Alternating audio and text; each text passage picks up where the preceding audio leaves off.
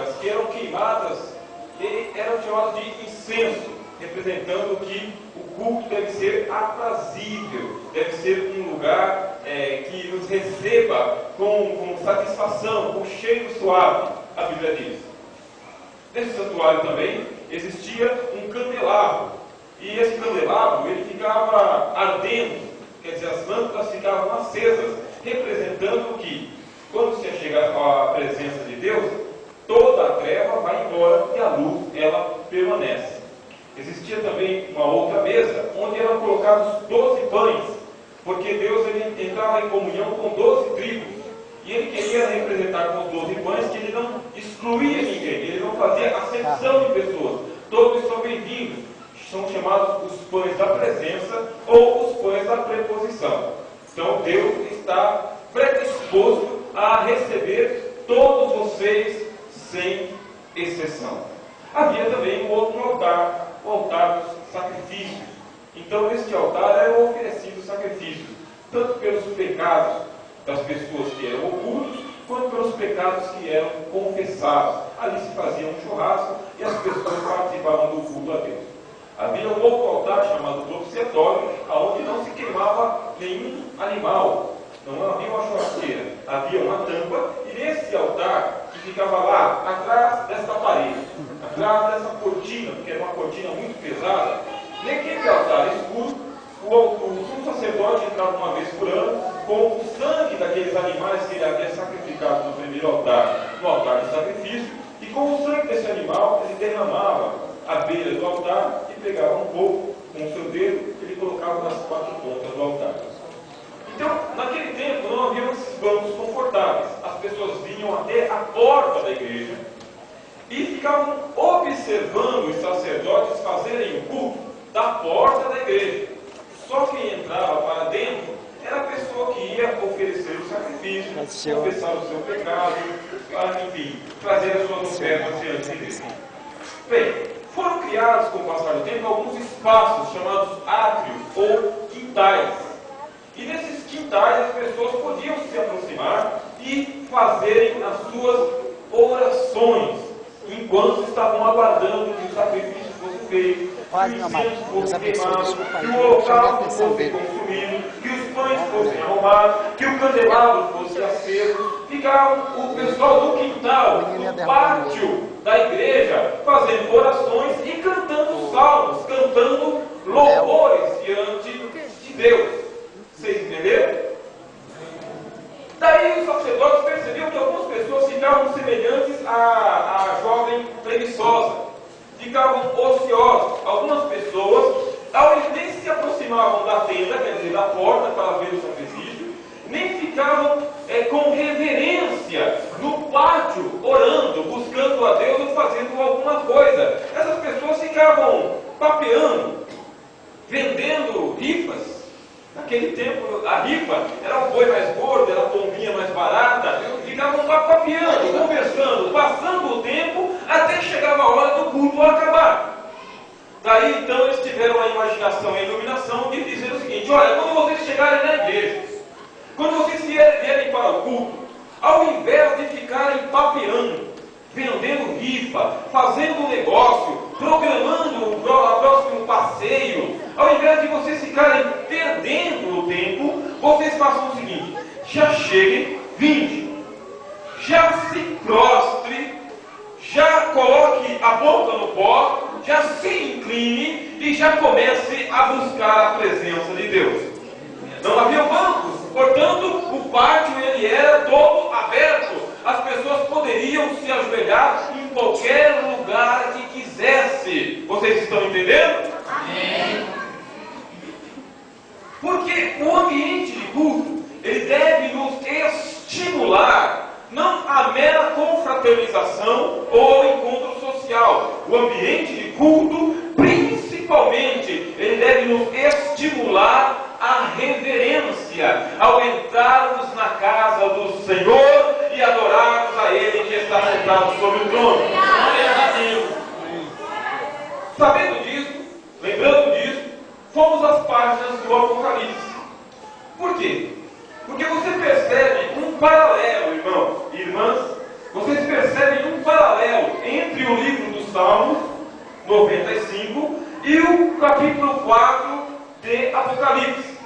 Porque se lá no Salmo 95, verso 6, existe uma frase que diz: vinde, quer dizer, acabou, campainha, começou a hora, vinde. Aqui no capítulo 4 de Apocalipse, uma voz, a primeira voz, que como uma trombeta, não era como gaita, não era como uma harpa, nem era um assobio, era uma trombeta. As trombetas lá em Israel, elas eram utilizadas para chamar o povo, congregar o povo, e dependendo do toque que fosse dado, o povo sabia se o inimigo estava se aproximando, o povo sabia se era um sacerdote que estava se aproximando, e o povo sabia se estavam sendo chamados para o culto. Dependia do toque e dependia da trombeta também, porque algumas trombetas, eles eram chifres de carneiro, e dependendo da curvatura do chifre, do tamanho do chifre, o som saía diferente. Então, cada instrumento para uma ocasião diferente, cada toque para uma ocasião diferente.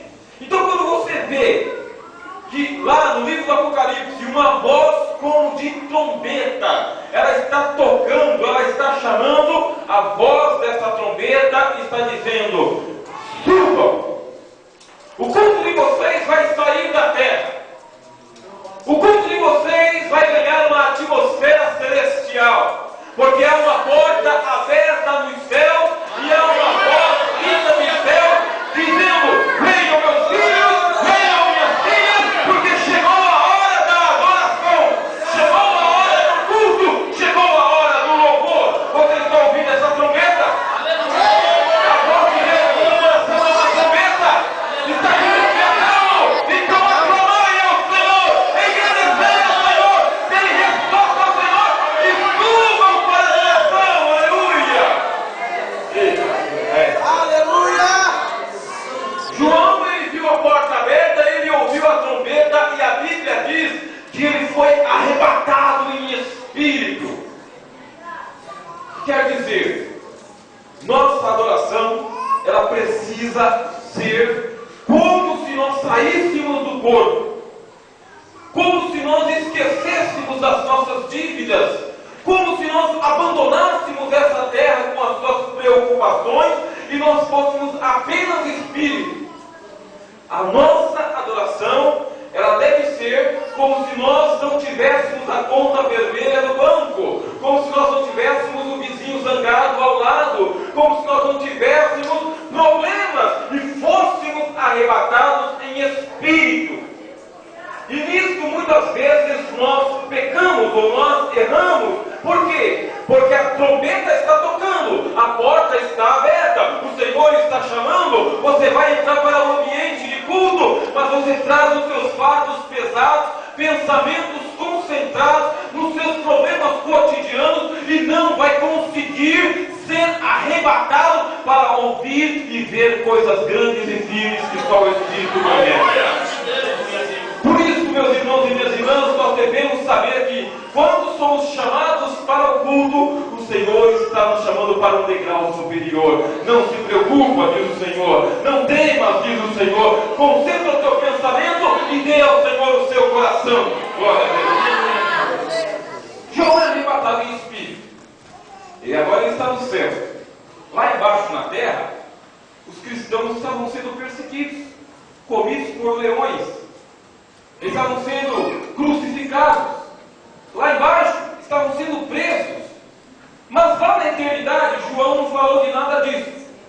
Ele viu, e a primeira coisa que ele contemplou, perceba uma palavra, contemplou.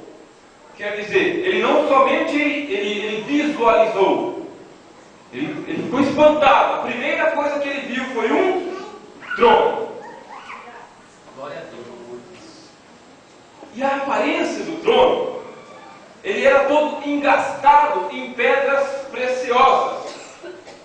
O trono, ele era bonito, o trono, ele era belo, porque o trono de Deus, ele estimula a melhor coisa que existe em nós, que é a beleza da alma, e a beleza do espírito, e a beleza da adoração. Deus, aliás, o trono é belo, e um assentado sobre o trono. Quer dizer, o trono não está vazio. Significa, nunca você será chamado para adoração e encontrará um trono vazio. Você nunca encontrará um coração vazio. Nunca encontrará um ouvido vazio. Nunca encontrará uma presença vazia. Sempre que Deus te chamar, atenda, porque você vai encontrar alguém atento às suas orações, alguém atento ao seu louvor, alguém atento à sua adoração. O Deus está no trono, aleluia! Deus sentado no trono. E o trono ele é magnífico, porque a Bíblia diz que saem vozes do trono. Faz de conta que esse é o trono. Faz de conta que existem caixas acústicas aqui nesse trono. Caixas de microfone, de coisa essa. O trono é acústico. Saem vozes do trono.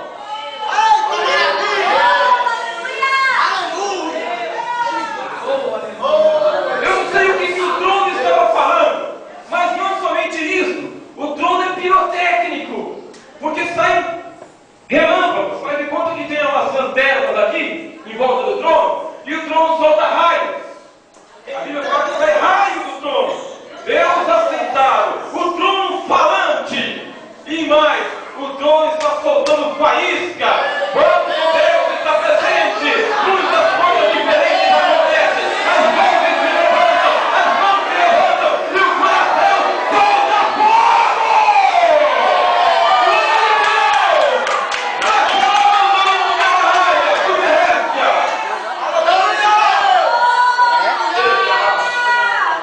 E João está observando a cena, Deus assentado no trono. Será?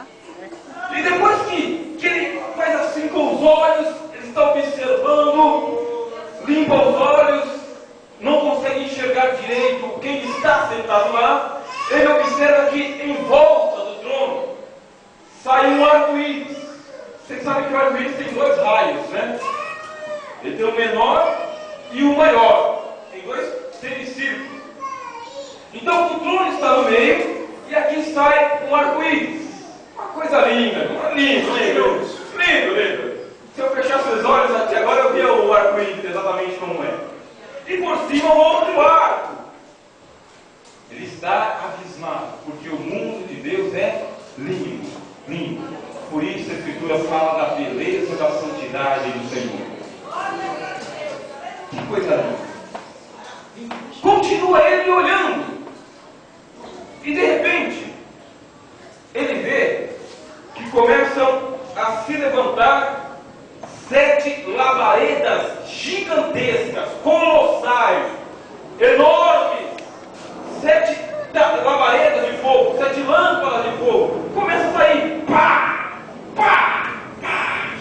7 labaredas de fogo saem do chão. E ele reconhece que é o Espírito de Deus que está bem diante do trono do Senhor.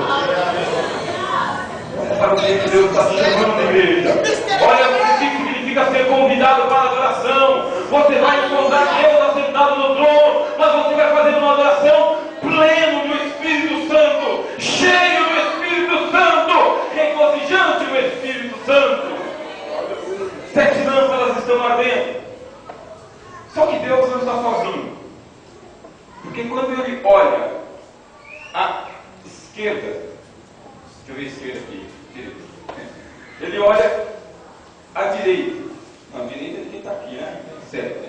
Virou de costa, perde a noção. Tá bom. Ele olha à direita e ele olha à esquerda. Existem 12 tronos deste lado e 12 tronos daquele lado. E quem está sentado nesses tronos? 24 velhinhos. 24 velhinhos.